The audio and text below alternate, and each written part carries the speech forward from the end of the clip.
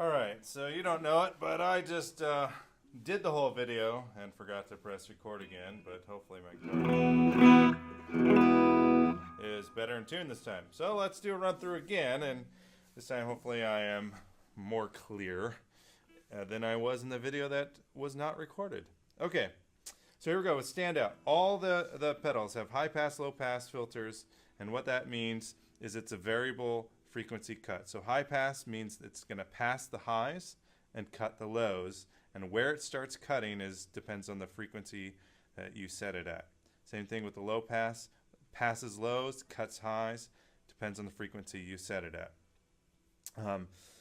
This switch here, 6 decibels per octave in the up position, means that for example, this low pass, if you started cutting at 850 in the 6 decibel position, that would mean at 850 hertz, you'd be 6 decibels down. And then every octave above that, so at 1700, which is 1 octave above it, or 1.7 kilohertz, you would be another 6 decibels down. So at that point, you'd be 12 decibels down if you set it right there at 1700. But if you were to switch it in the down position, that's 12 decibels per octave, so it would be 12 decibels down at the frequency setting, or 850, and 24, another 12, down at 1.7, or double that. So anyway, so for every octave. So basically, in a sound, when you hear it here, and again, the switching system on these prototypes hasn't actually been set up yet because I've been tweaking a lot. So anyway, in practical usage, here we go. So here's 6 decibels per octave. And then as I roll this back here, and then all the way. But if I were to do the same thing at 12,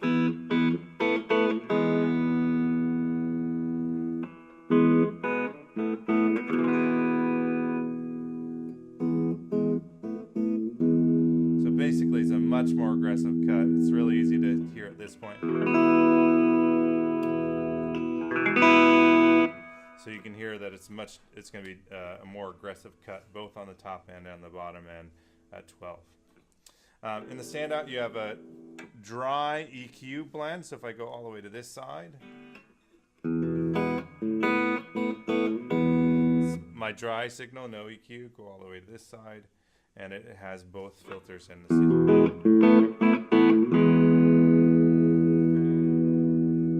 All right.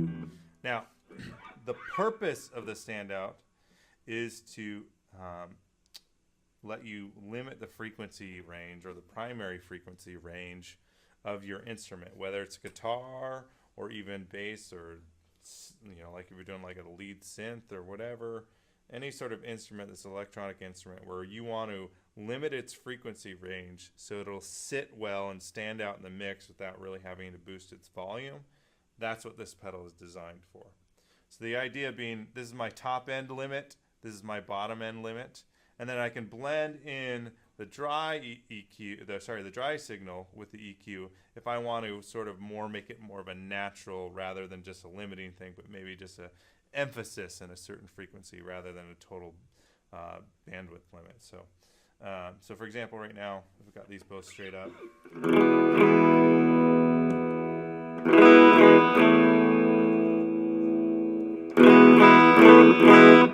So I've got a more aggressive cut on the low end than I do on the high end, which is making it really bright. But if I were to blend in some clean here, quite a bit of clean, it's now more of an emphasis in that frequency range rather than like a bandwidth limiting. Anyway, the applications of this, which I don't have the time to show you in full because I don't have a band here, but pushing an amp that's saturating in the right spot, because a lot of times getting that sort of like nice tube saturation sound is all about pushing the right frequencies, not just pushing your volume higher. And so this allows you to narrow the frequency range or emphasize a certain frequency range and push your amp into its sweet spot. Another thing could just be, even on clean stuff, is just finding that spot again in the mix in the band mix. And another cool application I've seen done, especially this is cool for higher gain amps, is to push. If you've got an effects loop in your amp, you can actually put the standout in your effects loop and push your power tubes rather than the preamp in that specific frequency range, and really get them working hard and saturating really well in that frequency range that you kind of select and tune. It also allows it to get louder because you can actually cut some of the bottom end going into the power tubes. And if you know anything about speakers, takes a lot more energy to produce a low end. So if you can cut some of that low end going into the power tubes, into that section that's driving the speakers, you can actually make your amp louder than it naturally would be. Anyway, so there's a lot of applications and fun things you can do with the standout. Now the Dragon is an overdrive with basically the same setup as the standout, and the difference is instead of control to blend between the dry and the EQ signal, this has a drive section. So there's no blending, which means that this is going to be, you're not going to be able to sort of like blend out and make it less of a focused sound, if that makes sense, because you're not going to be able to blend in that clean or dry signal. But with drive pedals, this is how probably 90% of them are set up, is that there is a high cut on the low cut before the drive section and a high cut after the drive section. And I'll give you a quick show of why you want to do this. So let me turn it on. Oh, let me get the cuts here. Okay. All right, now, if I were to say not cut any lows beforehand,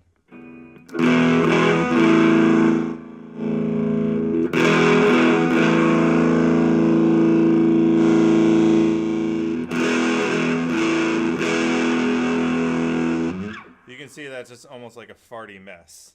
But you cut those lows beforehand.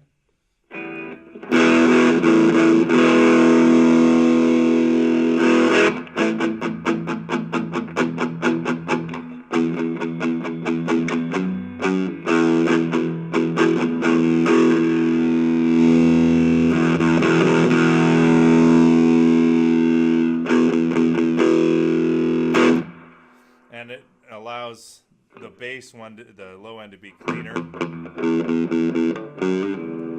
Be even more aggressive. Rather than just being that really just muddy mess of a bass drive there. Allows you to tighten it up, keep it nice and punchy, especially for those rhythm sounds. And then on the high end, cutting high end on the top end, so let me open it all the way up.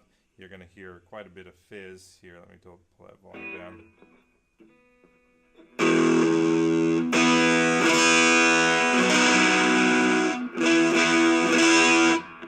And if I pull it all the way down, make it dark, you can hear, obviously it's a much darker tone, but that fizz is getting pulled away here in the middle. So you're getting that gritty texture, starting to take away some of those distortion artifacts, make it a smoother sound. Now I like sometimes putting it in this 12 dB per octave setting, because that allows me to be less aggressive on the frequency with the high end and still remove some of that grit.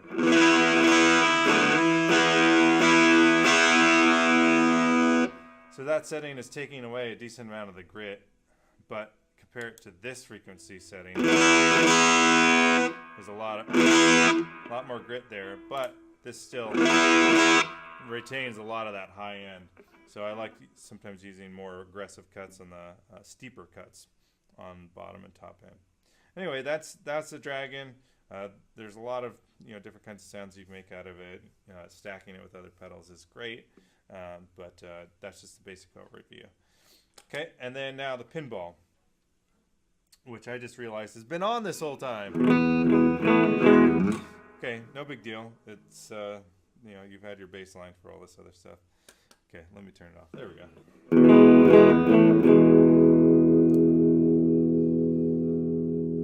So the pinball is a tilt equalizer, which basically means this tone knob right here. You can see that. You can see it has a high pass, low pass filters and a level knob and the switch in the middle. So the tone knob here, it blends between these two filters. So it's blending between a bass cut and a treble cut. And what that means is as you blend more towards the bass cut, that bass cut has more treble frequencies. So you blend towards the bass cut, you get a brighter sound. You blend towards the treble cut, you get a darker sound. And this is actually labeled backwards on here, so don't worry about that. That should be HPF and that should be LPF. But it's, you know, it's a prototype. So anyway, so let me turn this on here. So straight up, if these frequencies are set the same, I'm in this 6 decibel per octave mode, and the tone is close to noon. It should be a fairly well balanced, almost, it won't be ruler flat because, you know, there's tolerance, analog circuitry has tolerances, so it's not, you're gonna have a hard time finding the exact ruler flat setting, and if you're using this pedal, I don't know why you're trying to make a ruler flat setting. Anyway, but the idea is that it's pretty well balanced.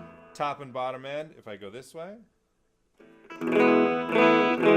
I'm blending towards that cut, bass cut, so it makes it brighter. Go this way, blending towards that treble cut, which makes it darker. So if I want to tilt my EQ just a little bit brighter, I could just go just a little bit that way. Still sounds nice and natural.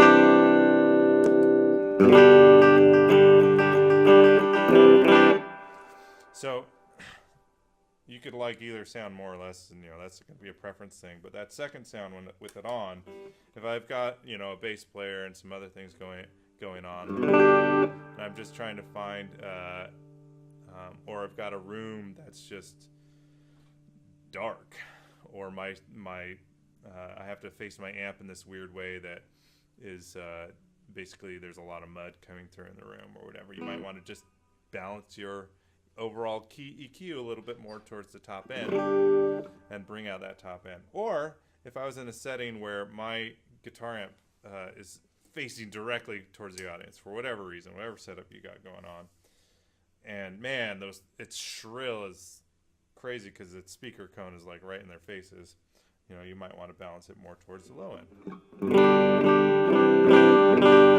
Take off that shriller top end. Now, just a few quick things about the pinball that it can do if you want to dive in a little bit deeper. One, where it sort of tilts is dependent on these frequencies. So here I have them both set up in the middle, which is around 600 hertz. So it's tilting towards frequencies that are above 600 when I turn clockwise, and below 600 when I turn counterclockwise. If I were to set it up higher, say at this 1 kilohertz, then when I tilt,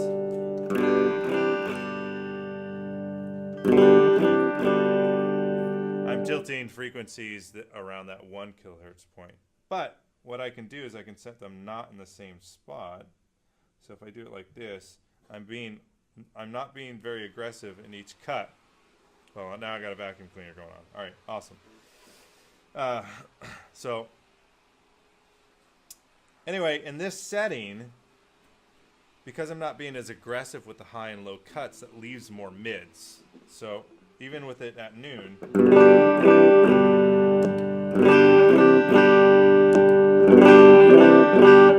I'm bringing out more of those mids around 500, 600 hertz. I can, if I want to bring out higher mids, I might tilt these more this direction. Again, it's almost like if I'm leaving it, I don't know if you can even see my hands. If I'm leaving it more open like this, or this one's turning this way and this one's turning counterclockwise, I'm sort of bringing out the mids, if that makes sense. But if I were to bring them both together, I'd be bringing down the mids. So that's some more upper mids. But if I turn this one more inside, like this, I'm bringing down the mids. If I wanted to bring down some lower mids, I could go somewhere like that and bring down some mids, you know, in the low mid end.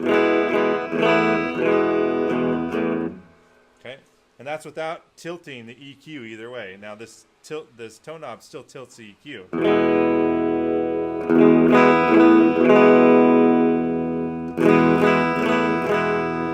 And just if you want a really, really aggressive EQ, you can go to that 12 decibels per octave.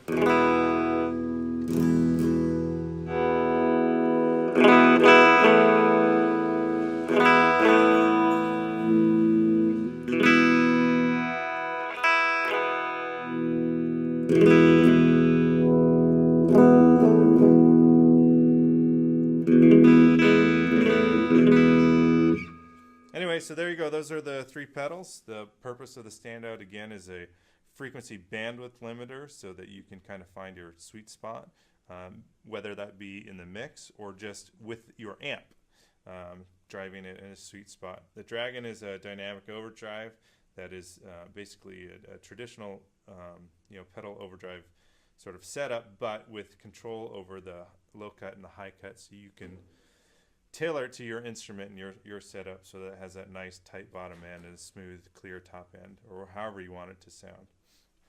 And then the tilt equalizer is tilting the overall frequency, balance, and can fix a lot of problems, particularly if you're in different rooms or in different sort of mix settings. And this can be used on basically any instrument. It doesn't have to be just guitar, because it's basically just an EQ pedal. And so there you go. Those are the 3 pedals, how they're different, how they're similar. Feel free to ask me questions, and hopefully this was helpful. I know it was a bit thrown together, but that's what I got to do now. I'm a teacher. All right. Thank you.